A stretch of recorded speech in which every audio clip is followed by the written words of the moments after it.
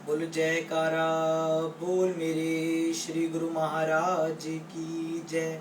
बोल साचे दरबार की जय।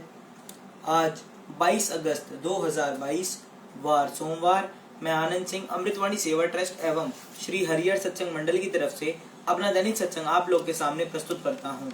अमृत वचन। भक्ति में जो आनंद उपलब्ध होता है वह तो प्रत्येक चाहता है, परंतु उस मार्ग में जो कष्ट हैं वह कोई विरला सहन करने के लिए तत्पर होता है। उपदेश से अधिक आचरण का प्रभाव होता है, इसलिए उच्च आदर्शों को अपने जीवन में उतारिए। हजारों में कोई एक सद्गुरु की शरण में आता है और हजारों शरणागतों में से कोई एक उनमें विलीन हो तद्रुप होता है।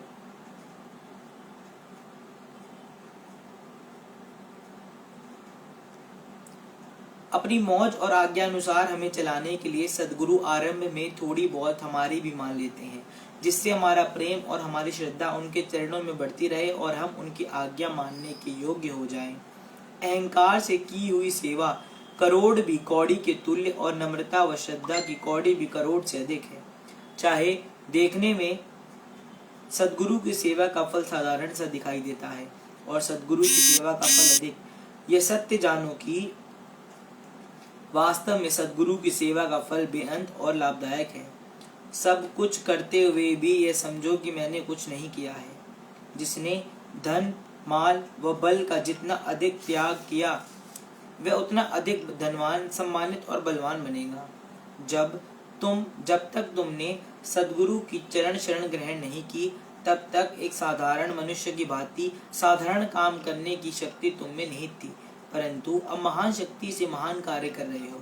ये शक्ति, ये बुद्धि किसने प्रदान की? स्पष्ट है कि सद्गुरु की शक्ति से ही महान कार्य हो रहे हैं। उनका धन्यवाद करो और उनका उपकार समझो। निरादर व भूख प्यास सहन करना, नींद कम करना, संसारिक ऐश्वर्य नीरस लगना, ये सब बातें तुम्हारे पहले स्वभाव के विपरीत हैं। ये सद्गुरु ने तुम्हारे मन के कांटे में परिवर्तन कर भक्ति पथ पर दृढ़ कर दिया। यदि तुम में कृतज्ञता है तो तुम्हें यह मानना ही पड़ेगा कि सब कार्य मेरी शक्ति के बाहर थे जो हो गए हैं। यदि कर्ता धर्ता मालिक को समझोगे तो मालिक तुम्हारे हृदय में निवास करेंगे और प्रकृति की सब शक्तियां तुम्हारी आज्ञा मानने के लिए हाथ जोड़कर सदैव तत्पर रहेंगी। यदि सद्गुरु वचन का विश्वास रूपी शस्त्र तुम्हारे साथ है तो मन तुम्हारा कुछ नहीं बिगाड़ सकेगा। अपराध का प्रायश्चित यही है, पुण्य उसे ना करना। यदि तुम सच्चे मन से अपने गुनाहों के लिए क्षमा याचना करोगे तो सद्गुरु तुम्हें शीघ्र ही माफ कर देंगे। वह तो परम दयालु हैं। दुखों को समूल नष्ट करना चाहते हो तो उन्हें संतोष पूर्वक सहन किए जाओ। आंख, कान और मुख बंद करके अंतर ध्यान लगाओ तो आंतरिक शक्ति प्रस्फुटित हो जाएगी, जिससे मालिक के दर्शन कर सकोगे, उनकी आवाज सुन सकोगे और उनसे बातचीत भी कर सकोगे। संभल जाओ, मन रूपी शत्रु को मित्र समझकर उससे एक रूप ना हो जाओ। यदि सच्चे मित्र सद्गुरु की सम्मति प्रिय नहीं लगती हो तो धोखा खाओगे। मायावी वस्तुओं की प्रीत हृदय से निकालोगे तो मालिक का निवास होगा। जब मालिक निवास कर लेंगे तो संसारिक वस्तुएं तुम्हारे पीछे फिरेंगी। भक्ति मार्ग की सुनी सुनाई व्याख्या तो बहुत करते हैं, परंतु हाथ पकड़कर तो केवल सद्गुरु ही चलाते हैं। सब धार्मिक पुस्तकों पर अमल तो सद्गुरु ही कराते हैं, अन्य तो केवल पढ़ाते हैं। पर उपदेश कुशल बहु तेरे। दूसरों को उपदेश करना तो बड़ा आसान है, किंतु यदि उन पर स्वयं का आचरण नहीं तो उसका कुछ प्रभाव न होगा।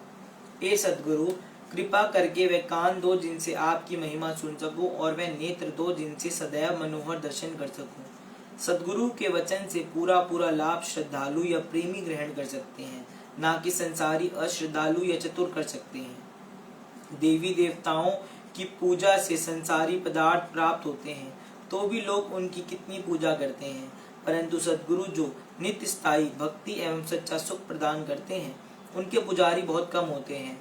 ये कुदरती बात है कि लालों के ग्राहक बहुत कम और कौड़ियों के अधिक होते हैं। उदर पूर्ति के लिए कई वर्ष बाहर लगा आते हैं, परंतु आत्मिक उन्नति के लिए कुछ कोसों पर और कुछ दिनों के लिए जाना भी कठिन लगता है। ए मन, जरा सोच कि झूठी माया और नश्वर काया के लिए लोग कितने कष्ट उठाते हैं और फिर भी उन्हें सुख का मुंह देखना नसीब नहीं होता। यदि तूने सत्य के लिए थोड़ा सा कष्ट सहन कर लिया तो कौन सी बड़ी बात है। इसके बदले तुझे आत्मिक आनंद कितना मिला है, उसकी तुलना ही नहीं की जा सकती। जितनी शीघ्रता से लोग काल की ओर जा रहे हैं, यदि उतनी शीघ्रता से दयाल की ओर रुख करें तो निश्चय ही काल चक्र से छूट जाएंगे। जो सद्गुरु से अंत समय तक सच्चाई से निभाते हैं, सद्गुरु भी उन्हें अंत तक सहयोग देते हैं। सद्गुरु हम पर दुगनी कृपा करते हैं, एक भक्ति में सहायता देते हैं, दूसरी माया में फंसने से बचाते हैं। ए दाता, जब मैं अपने कर्मों को देखता हूँ तो आशा ही नहीं होती कि आपके द्वार तक पहुँच सकूंगा, परंतु जब आपकी करुणा को देखता हूँ तो विश्वास होता है कि आप नहीं छोड़ेंगे। बोलो जयकारा बोल मेरे श्री गुरु महाराज की जय, बोल साचे दरबार की जय। सत्संग, मानसिक शांति, सर्वव्यापक शक्ति। बिनु सत्य गुरु हरि नामू, न लभी लख कोटि करम कमाऊं। गुरुवाणी अर्थात जीव सद्गुरु के बिना सच्चा नाम नहीं जान सकता, चाहे वह लाखों ही तप और धार्मिक कार्य आदि कर ले। सभी सत्शास्त्र, पुराण और धर्म ग्रंथ मनुष्य द्वारा ही लिखे गए हैं और वे धार्मिक ग्रंथ अपने बारे में स्वयं कुछ नहीं कह पाते, वे मनुष्य के माध्यम से ही कहते हैं। परंतु जो मनुष्य को बोलने की शक्ति देता है वे क्या है? वह है सर्वव्यापक शक्ति या नाम। सभी धर्म ग्रंथ नाम की स्तुति गाते हैं, परंतु उसकी वास्तविकता को बताने में विफल रहते हैं। प्राय लोग कितनी इष्ट देवता को पवित्र शब्द या नाम प्रतिदिन मुख से जप लेते हैं। वे ये समझते हैं कि मालिक को याद करने के लिए मुंह से कोई पवित्र नाम जपना और हाथों से माला फेरना जरूरी है। यदि जीवा और उंगलियां साथ ना चले तो वे सोचते हैं कि नाम जपा ही नहीं गया। लेकिन अंतिम समय जब सभी इंद्रियां शिथिल पड़ जाती हैं और कार्य करने में असमर्थ हो जाती हैं, उस समय मृत्यु शैया पर पड़ा हुआ जीव मालिक का पवित्र नाम भी ले पाता है। उसने सद्गुरु से नाम अभ्यास का सही तरीका नहीं सीखा, इसलिए यह अभिष्ट लक्ष्य को पाने में असफल रहता है। इस बात को ध्यान में रखते हुए संतजनों ने सद्गुरु की शरण में आने पर बल दिया है, ताकि सद्गुरु की आज्ञा का पालन करके हम सब अपने इच्छित लक्ष्य को प्राप्त कर सकें।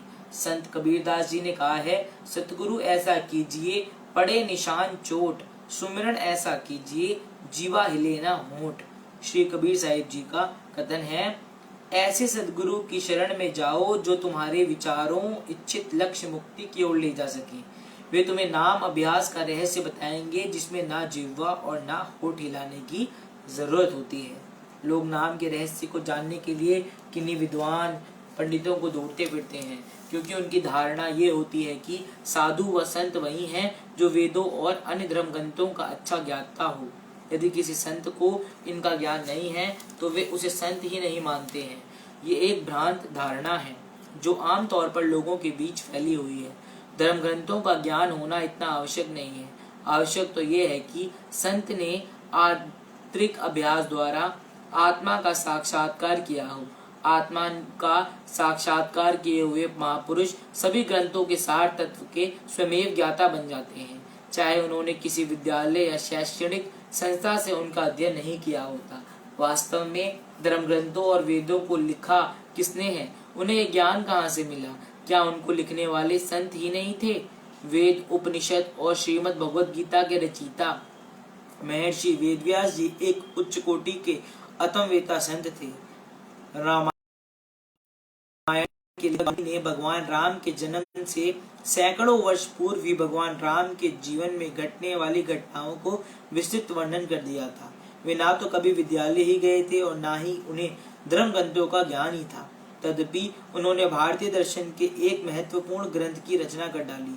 इन संतों ने आत्मा का साक्षात्कार किया था और इन्हें अनुभव था जो उन्होंने सद्गुरु से लिए नाम के अभ्यास से प्राप्त किया था।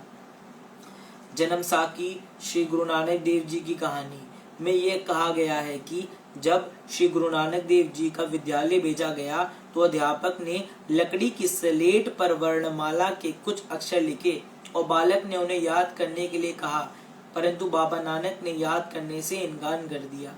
अध्यापक ने उनसे बड़े प्रेम पूर्वक पूछा कि ये पाठ याद करना क्यों नहीं चाहता, जबकि दूसरे छात्र बड़े शौक से याद करते हैं और उसकी आज्ञा का पालन करते हैं। बाबा नानक ने उत्तर दिया, मैं इस विद्या को सीखने नहीं आया हूँ, बेचारा अध्यापक इस उत्तर से हैरान हो गया। उसने उनसे पूछा, तुम कौन सी विद्या सीखने आए हो? उन्होंने कहा, सुनो, मैं तुम्हें वह सच्ची विद्या बताता हूँ। यदि तुम मुझे वह विद्या सिखा सको तो ठीक है, नहीं तो मुझे यह झूठी विद्या नहीं सीखनी है। 5 वर्ष की आयु में बाबा नानक ने निम्न पद कहा, जाली मोहू घसी मसू, करी मती कागदू करी सारू, भाऊ कलम करी चितू लिखारी, गुरु पीछे लिखू बिचारी। अर्थात संसार तथा इसके विषयों के प्रति अपनी आसक्ति को जला दो और उसे स्याही के लिए पाउडर बना लो। बुद्धि को कागज का पन्ना बनाकर प्रेम रूपी कलम से मन उस कागज पर लिखे, परंतु मन वही लिखे जो उसे सद्गुरु बताए। संक्षेप में श्री गुरु नानक देव जी जब केवल 5 वर्ष के थे तो उन्होंने अध्यापक के माध्यम से संसार को गुरु भक्ति और संत मत का उपदेश दिया। उन्होंने अध्यापक को बताया कि सद्गुरु द्वारा प्राप्त आत्मिक ज्ञान ही सच्ची विद्या है। इसलिए माया के बंधनों को तोड़कर और मन की मति को छोड़कर पूर्ण सद्गुरु की शरण में जाना चाहिए। मैं इसी सच्ची विद्या को सीखने यहाँ आया हूँ। इस विद्या से संसार से परे आत्मलोक के रहस्य खुलते हैं और अनंत मालिक से एक रूप होने की शक्ति प्राप्त होती है। संतों को शास्त्रों का ज्ञाता होना आवश्यक नहीं। इसके स्पष्टीकरण के लिए क्या ये प्रमाण पर्याप्त नहीं है? बाबा नानक और उनके समकालीन कई संत हुए हैं, जैसे श्री कबीरदास, नामदेव, संत तुकाराम और जनभाई आदि। इन संतों ने न कभी विद्यालय में जाकर नियम प्राप्त की और न धर्म ग्रंथों का अध्ययन ही किया, और उन्हें इसे लौकिक ज्ञान की प्राप्ति में अपनी शक्ति को लगाने की आवश्यकता भी क्या थी, जबकि वे स्वयं ही ब्रह्म विद्या या अध्यात्म विद्या के ज्ञाता थे। संत कबीर साहिब जी व नामदेव जी के पद तथा श्री गुरु ग्रंथ साहिब में लिखी हुई श्री गुरु नानक देव जी की वाणियां उनके आध्यात्मिक सूक्ष्म ज्ञान की स्पष्ट प्रमाण है। ईसा मसीह, ध्रुव, प्रहलाद, भीलिनी तथा जनाबाई अपने समय की महान उच्च आत्माएं थी, परंतु इस बात का कहीं भी कोई प्रमाण उपलब्ध नहीं कि उन्होंने किसी विद्यालय में जाकर नियम पूर्वक शिक्षा ग्रहण की। इन सभी ने अपने गुरुओं या पूर्ण पुरुषों से केवल नाम अभ्यास की दीक्षा अवश्य प्राप्त की। संत कबीर साहिब जी ने कहा है कि शिक्षित लोग पत्थरों और ईंटों की भांति ही जड़ हैं, अर्थात उनसे बेहतर नहीं है। यदि उनकी विद्या उनके हृदय में सर्वाधार मालिक के प्रति प्रेम नहीं जागृत करती, जो विद्या जीव और ईश्वर को मिलाती है, वे विद्यालयों, महाविद्यालयों और महाविश्वविद्यालयों में सिखाई जाने वाली विद्या से नितांत भिन्न है। इन संस्थाओं में दी गई शिक्षा से ऐसे विद्वान बनते हैं जो लौकिक दृष्टि से भले ही योग्य हों, परंतु आध्यात्मिक दृष्टि से वे अज्ञानी ही होते हैं। आत्मिक विद्या केवल सद्गुरु से ही प्राप्त की जा सकती है, जो इस ज्ञान के खजाने के मालिक के होते हैं। इन्हीं से ही आत्म विद्या प्राप्त करके जीव जीवन के परम लक्ष्य आत्म साक्षात्कार को प्राप्त कर पाता है। इस जटिल विषय को और स्पष्ट करते हुए श्री कबीर साहब जी कहते हैं, पढ़ना गुनना चातुरी, यह तो बात सहल, काम दहन मन बसीकरण, गगन चढ़न मुश्किल। शिक्षा प्राप्त कर लेना और शिक्षा के विभिन्न क्षेत्रों को विद्वान बन जाना तो बहुत आसान है, परंतु काम वासना को नष्ट करना, मन को काबू करना और सूरत को निजधाम में ले जाना बहुत कठिन है। सत्य ज्ञान की आवश्यकता पर बल देते हुए परम संत श्री कबीर साहब जी कहते हैं कि उच्च शिक्षा ग्रहण कर लेना और शैक्षणिक योग्यताओं प्राप्त कर लेना कोई मुश्किल नहीं है, और ना ही संसार में बौद्धिक उपलब्धियों के लिए पदक प्राप्त कर लेना ही कठिन है, परंतु आत्म ज्ञान प्राप्त करना, काम, क्रोध, लोभ, मोह, अहंकार आदि शत्रुओं से डटकर मुकाबला करना और मन पर पूर्ण नियंत्रण का अभ्यास करना अत्यंत कठिन है। मन जिसमें काम, क्रोध, लोभ आदि विचार जबरन उत्पन्न हो जाते हैं और जो नियंत्रण में ही नहीं रहता है, वह मन आत्मा का घातक शत्रु है। उत्तेजित हो जाने पर मनुष्य की बुद्धि को अंधा बना देता है और विवेक शक्ति को नष्ट कर देता है। इस दानव मन को ऋषि मुनि भी वश में करने में असमर्थ रहे। युगों तक अनेक कठोर तपस्याओं और साधनाओं को करने पर भी वे वश में ना हो सका। यदि उच्च तपस्वी साधकों को यह हाल है तो एक सामान्य प्राणी का क्या होगा, इसे अच्छी तरह समझा जा सकता है। इसलिए संत महापुरुष बार बार कहते हैं कि मन को काबू में रखना अत्यंत दुष्कर कार्य है। ईश्वर का ही प्रतिरूप होने के कारण मनुष्य को बहुत शांत और सुखी होना चाहिए, परंतु उसके भीतर छिपा हुआ शत्रु मन उसकी भांति और शांति और सुख छीन लेता है। ये आत्मिक ज्ञान लौकिक शिक्षा का विषय नहीं है। जीव स्वयं को जानने और बिछड़ी हुई आत्मा को अपने स्रोत परमात्मा से मिलाने के लिए ही पैदा हुआ है। परंतु दुर्भाग्य से वह अपने पथ से भटक गया है। वह ज्ञान जो हमें परमपिता परमात्मा से एक रूप होना सिखाता है, कहीं लिखित रूप में नहीं है। यह अलिखित भाषा और अकथित शब्दों के रूप में इस ज्ञान का ऐसे महापुरुषों के चरणों में ही बैठकर प्राप्त किया जा सकता है जिन्होंने स्वयं इस पथ की यात्रा की हो। एक संत का कथन है, सुख और शांति रूपी प्रकाश के लिए ना बाहर और ना उससे परे देखो, अब तू अपने ही भीतर देखो। जैसे फूल प्रातःकालीन प्रकाश को लेने के लिए अपनी पंखुड़ियां खोल देता है, उसी तरह सत्य ज्ञान का उज्जवल प्रकाश प्राप्त करने के लिए अपनी आत्मा को अधिक सचेत या जागरूक बना लो। शिक्षा प्राप्त करना बिल्कुल व्यर्थ या अनुचित नहीं है, परंतु हमें इसके द्वारा सिखाए गए गुणों को ग्रहण करना चाहिए। हमें अपनों से बड़ों और गुरुजनों के प्रति प्रेम और सेवा का पाठ सीखना चाहिए, ताकि वे हमें उन्नति करने और सुखी जीवन बिताने का आशीर्वाद दें। हमें शोधकर्ता विद्वान बनना चाहिए, परंतु केवल भौतिक जगत का ही नहीं, अपितु आंतरिक असीम जगत का भी। का अध्ययन प्रारंभ में काफी सहायक रहता है, परंतु अध्ययन मात्र से हमारी आत्मिक जिज्ञासा और उत्साह समाप्त नहीं हो जाना चाहिए। ये सभी धर्मशास्त्र हमें पूर्ण महापुरुष की शरण में जाने का ही निर्देश करते हैं, परंतु स्वयं ही महापुरुष होने का दावा नहीं करते। धर्मशास्त्रों का अध्ययन मालिक के धाम की ओर ले जाने वाली सीढ़ी का प्रथम सोपान है। सीढ़ी के प्रथम या सबसे निचले सोपान पर ही बैठकर उसी से ही संतुष्ट होकर मनुष्य सीढ़ी की ऊपरी मंजिल पर पहुंचने की आशा कैसे कर सकता है। सीढ़ी के ऊपरी सोपान पर पहुंचने के लिए मनुष्य को निचले सोपान को छोड़ना ही पड़ेगा। लोग इस बात के अभ्यस्त हो गए हैं कि अपने इष्टदेव की मूर्ति के सामने किसी मंत्र का जाप करके, किसी धर्म ग्रंथ की कुछ पद पढ़कर और आरती उतार कर ही संतुष्ट हो जाते हैं। ये नित्य प्रति के कर्म अपनी तरफ से काफी अच्छे हैं और कुछ सीमा तक सुख और शांति दे सकते हैं, परंतु ये सब कर्म उससे ध्यान के मार्ग की ओर नहीं ले जाते, जहाँ आत्मा की आंतरिक यात्रा के लिए एकाग्र मन की जरूरत होती है। बोलो जयकारा बोल मेरे श्री गुरु महाराज की जय, बोल साचे दरबारी की जय। आज हम अपना दैनिक सत्संग यहीं पर समाप्त करते हैं। राम राम, जय सच्चिदानंद, सत श्री अकाल।